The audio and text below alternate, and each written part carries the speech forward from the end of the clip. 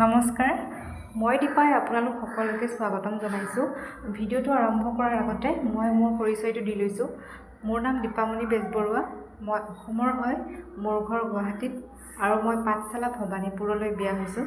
আৰু এতিয়া মোৰ হাজবেণ্ডৰ কৰ্মসূত্ৰে আমি বৰ্তমান চেন্নাইত আছোঁ। আৰু আজি মই এই ভিডিঅ'টো চেন্নাইৰ পৰাই আপোনালোকলৈ আগবঢ়ালোঁ।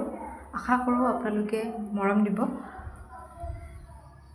এই যে ৰঙা বেগটো দেখিছে, বেগটোত এই জেতুকাৰ পাতখিনি আছিলে। এই পাতখিনি দেখিব আমাৰ অসমৰ দৰে, কিন্তু এইটো চেন্নাইৰ হয়।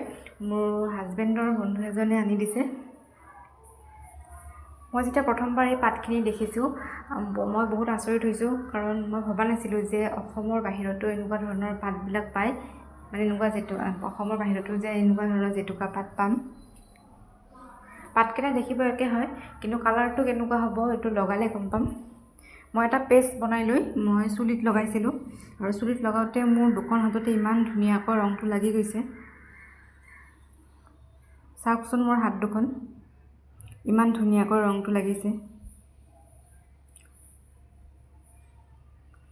আজিলৈ ইমানেই, বাই।